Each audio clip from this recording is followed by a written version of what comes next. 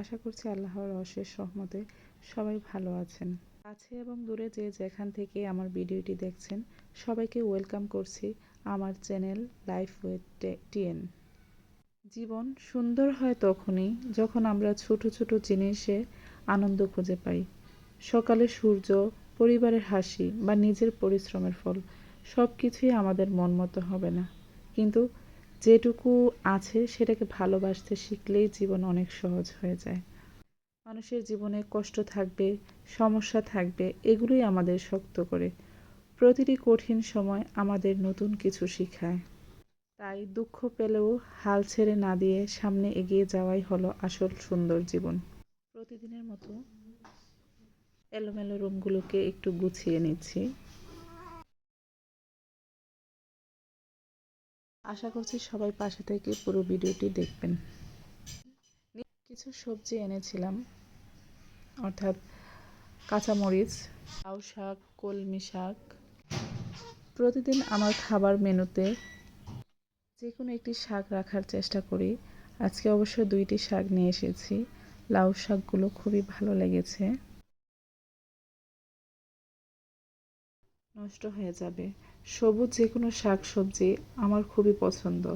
দেখতে ভালো লাগে, খেতেও খুব ভালো লাগে।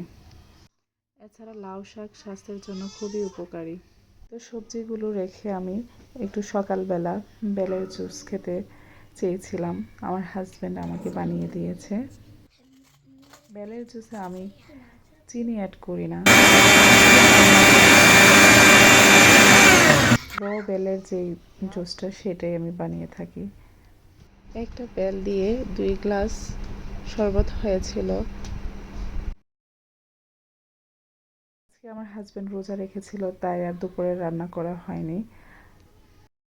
আমি আমার বাচ্চাদেরকে নিয়ে তেহারি খেয়েছি। ডিউটি থেকে আসার সময় ওদের বাবা নিয়ে এসেছিল। এরপর বিকেলবেলা আমরা একটু বাইরে ঘুরতে গিয়েছি। এই তো এটা হচ্ছে সংসদ ভবন। দেখেন খুবই সুন্দর একটা জায়গা। একসময় ছিল আমার ইচ্ছে যে আমি সংসদ ভবনের সামনে যাব। আলহামদুলিল্লাহ সেই স্বপ্নটা পূরণ হয়েছে। একদম কাছ থেকে গিয়েছি। ভিতরটা খুবই সুন্দর, কাছ থেকে দেখতে পেরেছি।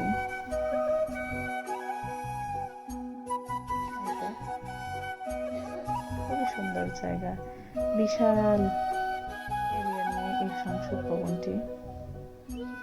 যদিও সবার জন্য জায়গাটা উন্মুক্ত না, ভিতরে সবাই যেতে পারছে না কিছু সিকিউরিটি ইস্যুর জন্য। এরপর বিকেলে আমার হাজব্যান্ডের ইফতারের জন্য একটু আনারস আর তরমুজ কেটে দিয়েছি। আনারসটা তেমন ভালো পড়েনি। আজ এ পর্যন্তই। সবাই ভালো থাকবেন। দেখা হবে অন্য আরেকটি ব্লগ ভিডিওতে। আসসালামু আলাইকুম।